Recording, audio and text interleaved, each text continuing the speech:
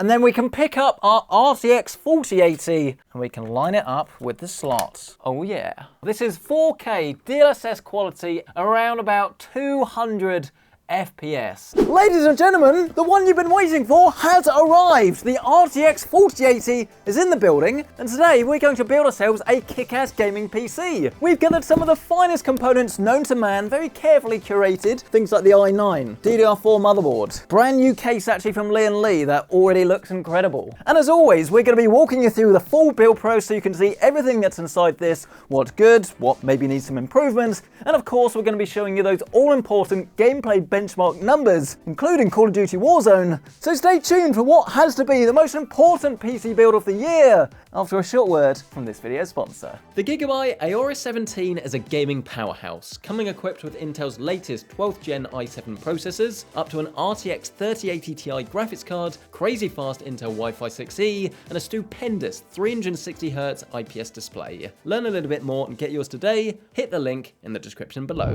Now, I definitely think there was a little bit of confusion around the 4080 because obviously when they announced it, they actually announced two. This is the 16GB version. The 12GB version has, well, it's died. It's no longer around. I think it's going to be reborn as an RTX 4070 Ti, which is kind of still confusing, but I guess it makes more sense. Whereas this is very much still the big boy, and quite literally it is still the big boy. It actually looks pretty much identical to the 4090. It's the exact same form factor, the exact same 12+4 pin on the top that has been so controversial. On that very topic, if we remove this little sleeve, you will also find the arguably even more controversial adapter, but this time it is slightly reduced. You can see there are now 3 fingers rather than the 4 that you'd find on the 4090. Here is the difference. I'm sure you'll be able to see some teardowns and things to see whether the inside has changed, whether it's soldered or crimped, but I'll let other people talk to you about that. But in terms of an outright comparison with the 4090, here are the two side by side.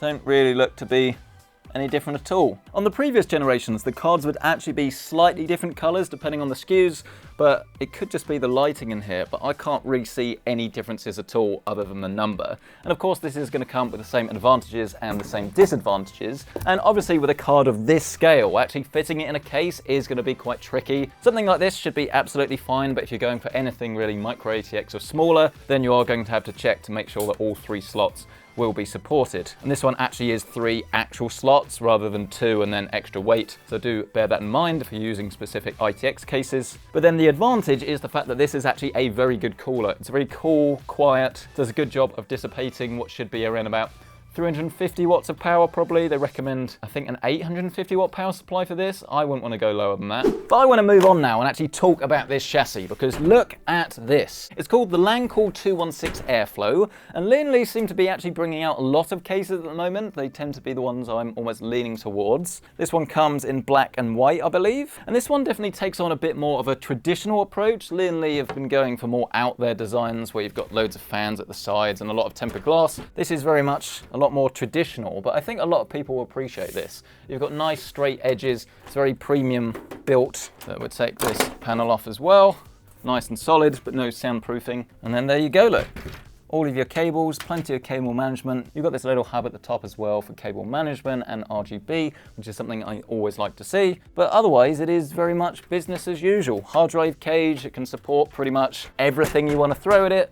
But in terms of build quality and I guess hopefully performance, it's going to be up there. If it ain't broke, why fix it? I should also say that because mine is a review sample, they've also given me this ARGB control and USB module that you can put on the top to replace the standard one that only has 2 USBs and a USB-C. I mean, thinking about it, I don't really know why I'd want to use this. I need to do some more investigation as to why I have it. I don't know, let me know in the comments. Would you rather have USB-C or control for the LEDs? But let's get our build started, and we're beginning with this Z790. So this is going to give us some overclocking headroom, a bit more control over power and things like that. This is one from MSI. I've actually used this before, and the most critical thing that you do need to know about it is that this is DDR4. And I know what you're thinking, why would you want to go for DDR4 when you're building like a super high-end PC? Well, the theory really is that DDR5 doesn't make much difference for gaming at the moment. So that extra money that you would spend on 32 gigabytes of DDR5, you could probably spend on upgrading your i7 to an i9, which is what we're doing here today. But I do want to make it very clear that if you go for an i7, it's probably what I would do with this particular motherboard, but I want to make sure we're not bottlenecking the 4080 so we can see its full performance. But of course, as we've discussed before, paying, what, about £200 extra for an upgraded CPU that might give you like 5 average FPS more, probably not a good deal for most people, but depends what you want. If you need the extra cores, i9 is a brilliant way to go. It just will use quite a lot of power, so be aware of this when you start doing your cooling. But we'll open up our top slot. I mean, it's a CPU, it's the only slot. We'll grab our 24-core beast and we'll line this up and drop it in. Obviously do this flat if you're doing this for real. Don't copy me, I'm an idiot. I have ordered the overhead camera though, so you guys can stop whining. Oh, we can't see, why are you doing all of this? Look, it's cost me almost 5 grand for the rig. That's not here yet, so behave. 5 grand, I could have got 2 4090s for that, and I could play RuneScape. Next up, it's this, our memory or our RAM, and again, DDR4, but we're going to want to make sure we've got very fast speeds. This is 3600, it's probably what most people should go for. You can go for slightly faster, but you tend to find that you can run into incompatibilities with certain motherboards and certain BIOSes, whereas this is pretty stable. This kit, by the way, is from Crucial. It is their Ballistics RGB, and it drops in really nice and easily. And because we're using 2 lots of 16, if you do ever want to upgrade to 32, it's a really easy upgrade. Just buy 2 more sticks and drop them in. We will, of course, also be needing some storage, and here we've gone for a drive that seems to be on sale quite a lot. It's often a pretty good bargain, but likewise, if it's not on sale, maybe you should look at something else until this drops. It is the WD SN850. It is a super fast PCI Gen 4 drive. Gen 5 is coming, but for gaming, I don't think it's going to make any real difference because, let's be honest, even this doesn't at the moment. But obviously, you do want to make sure you're ready for DirectX storage when that comes a little bit later. I say in the year.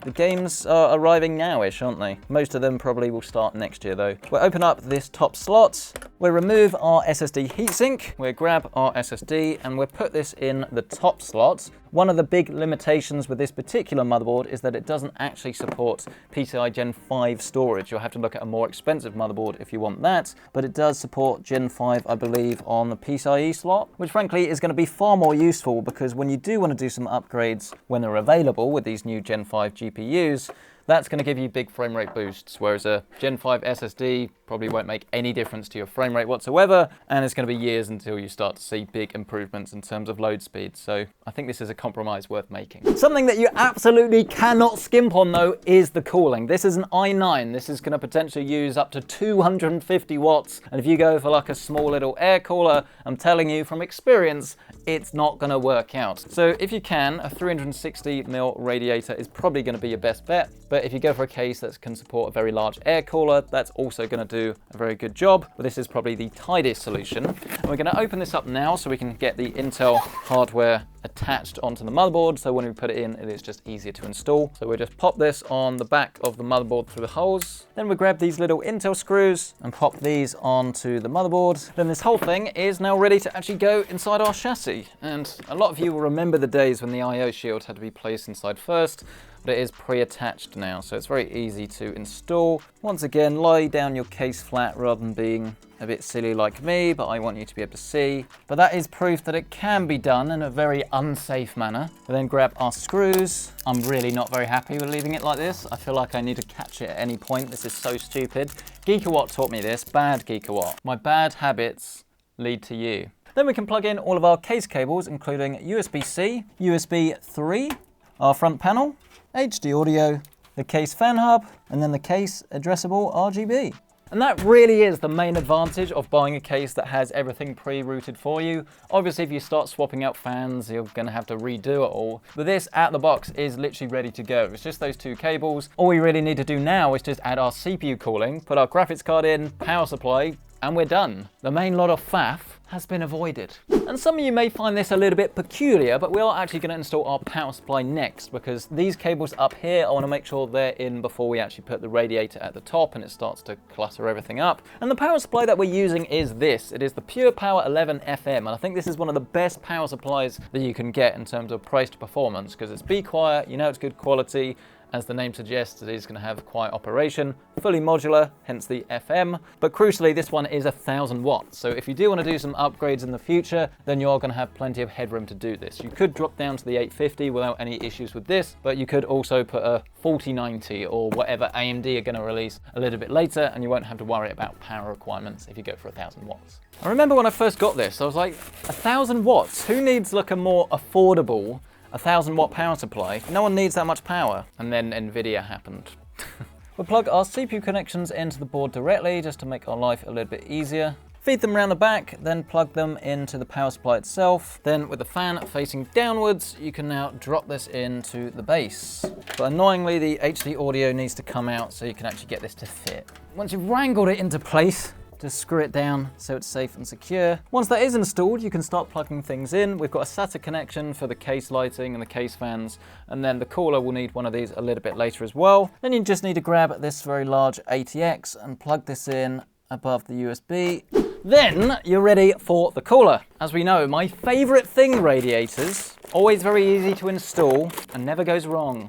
I hate radiators. I hate radiators. We'll unscrew the default AMD mounting hardware, and then we'll grab the Intel ones and screw those into place with the same screws. So we can do ourselves a little test fit now. Yeah, look at that. It's decent. The other good thing about the Cooler Master all-in-ones is that they come with these little long thumb screws, so it's actually a lot quicker to plug these in as well. Fans blowing into the radiator. Top panel should just slide off. And then at the top, you'll see we have this little bracket that you can detach and then screw the whole thing into. But today I'm going to go for speed and haste and bypass it because I'm an absolute mad lad. I'm going to need some thermal paste for the CPU to actually allow that heat transfer to occur. So we'll put a decent size amount in the middle. Then we can grab the pump head, lay it over the top of those screws, use the nuts that come in the bag to get this secure.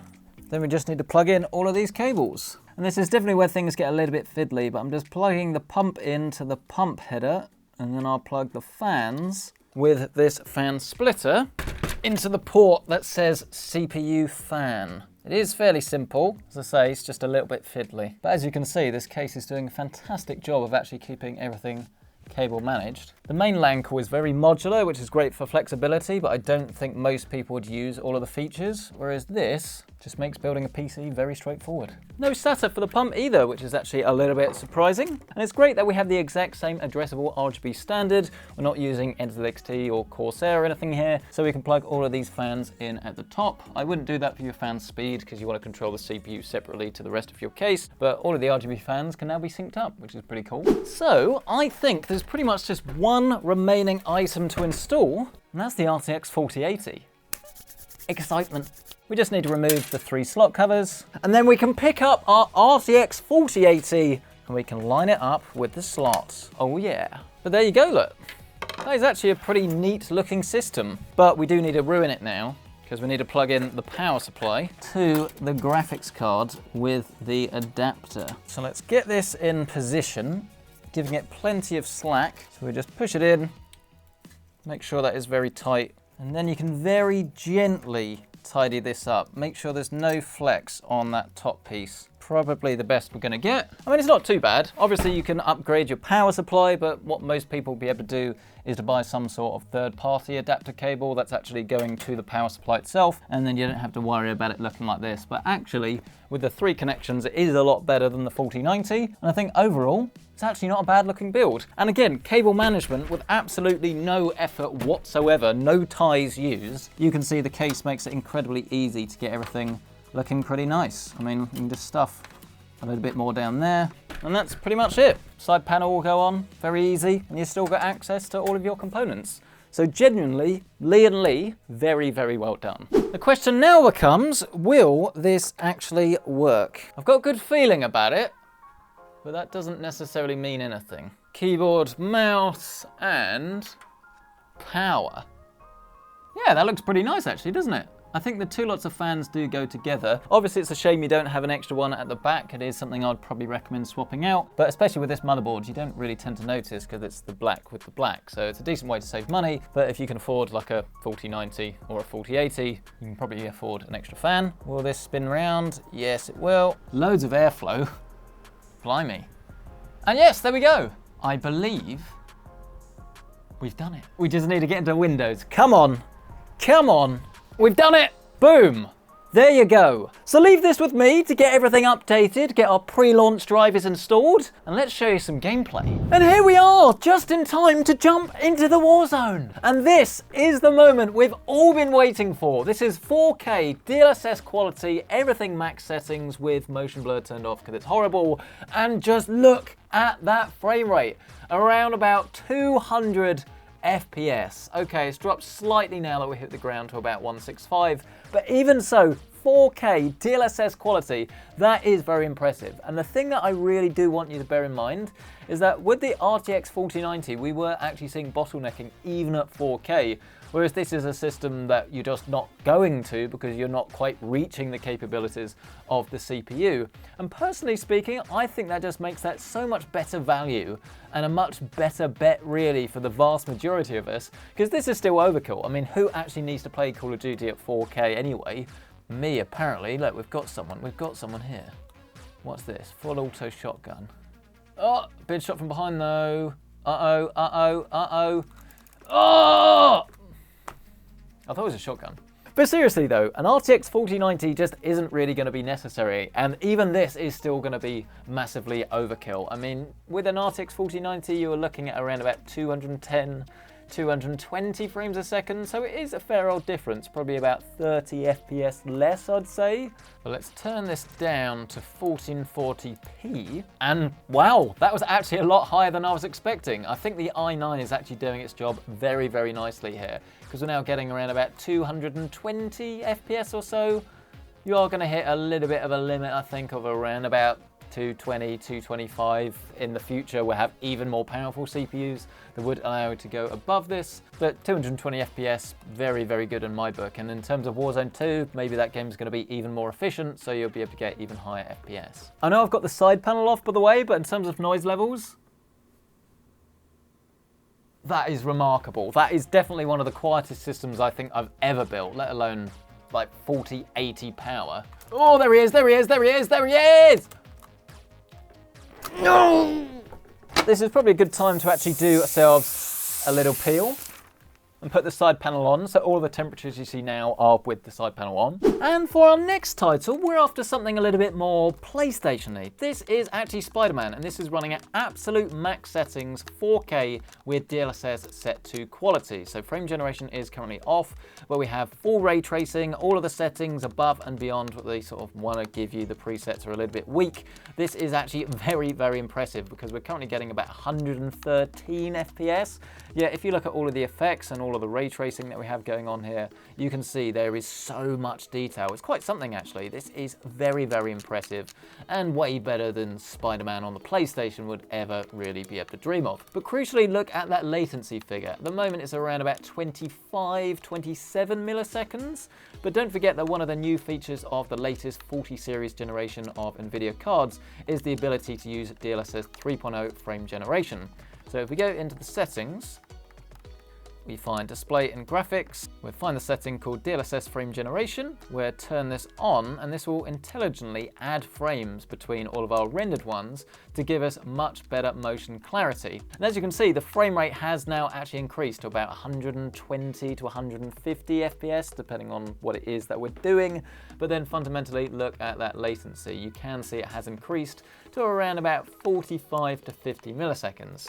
Now with a controller, this doesn't really matter whatsoever. I can't really say I can notice any difference, but if you're playing a mouse and keyboard game, especially one that's multiplayer, then I'd think this is a setting you're probably going to want to turn off, because while it will look better, it might not feel quite as good, but I think this is a technology that will improve a lot over time. So it's definitely a case of watch this space, but anything where you need extra FPS is a good setting to turn on. But let's press on to the title that I know you want to learn more about. Some Cyberpunk 2077. We'll turn frame generation off for now, so you can see the difference in just a second, but otherwise you can see everything really is at max, including all of the ray tracing that we're actually set to now be psycho. And here we are, in the heart of the city, a bit that's actually pretty hard to run, so this in itself is pretty impressive, because we're getting around about 70 FPS now, which is notably more than you'll find on the RTX 3090 Ti. And of course, this was not necessarily the big competitor, but this was the best card of the previous generation. And you can see we're surpassing the performance of that at a lower amount of money, even though it's still a lot of money. So about 75 FPS, about 32 milliseconds of latency. This is going to be very, very playable. But what happens if we go into the settings menu and we turn on our new favorite setting, DLSS frame generation? We will boost all the way up to a massive 100 FPS now, 100 frames a second. And in terms of latency, again, it has increased a bit, but again, not really by too much, about 10. So whether this is noticeable or not, I'd say you could probably tell. But then I have still never actually properly played Cyberpunk and it be anywhere near this smooth. I mean, 100 FPS in Cyberpunk, actually being able to see this whole city in such high resolution, ray tracing, all of the detail, but also have it this smooth, it is remarkable. This is definitely a title where DLSS comes into its own, and it's so good. It really makes me want to play the game again, actually. Even in motion, actually, on the bike, in terms of artifacting and things, not really anything I can see. Nothing noticeable anyway. I'm sure if you like delay it frame by frame, you could probably notice a couple of things, but in my eyes, that's not what this tech is about. It's about actually playing.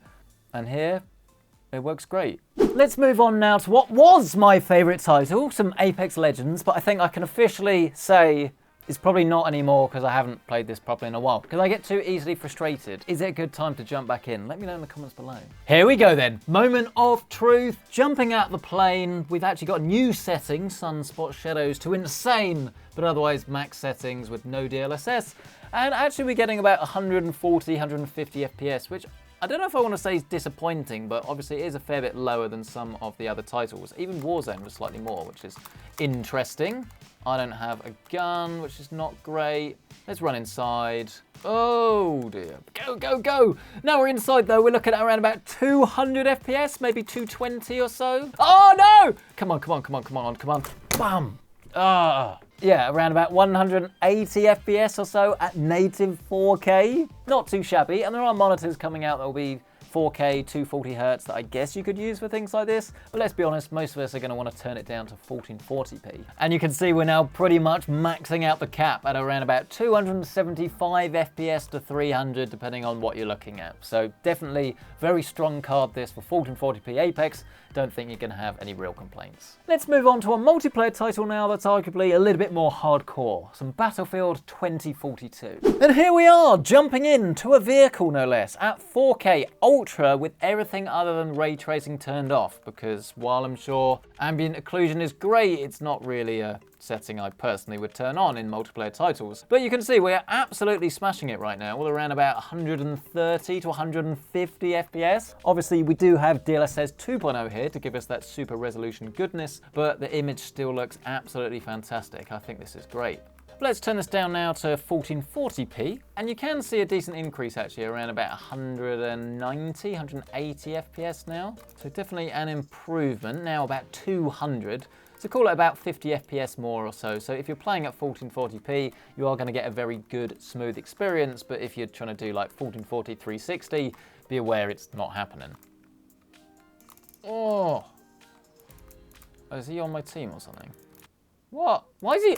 I shot him how many times? Battlefield, are you insane? Am I going mad? Am I going mad? But anyway, I think that is a perfect time to wrap up this video. This has been the RTX 4080 build, and I'm genuinely very, very impressed with how it's come out. I don't think this is going to win awards for being the most out there build in the world, but I really love the way that it looks. And in terms of performance, it runs very cool, very quiet, despite the fact that it is consuming a lot of power, which is great. The elephant in the room is all around pricing and availability, and honestly, I don't want to say this, but I am predicting that this card probably is going to sell out at launch, which is a bit of a bummer, despite the fact that AMD do have a very, very competitive card on offer with the 7900 XTX that is coming next month, so when you're watching this in about 2 or 3 weeks time. And I want to say, wait for that, see which is going to be the best option for you, which is going to have the most performance, and buy that. But the question very much does go out to you on this one. Are you happy with the performance of this? Do you think it's been worth the wait? Have you been waiting since 20 series for a new GPU? I'd love to hear from you.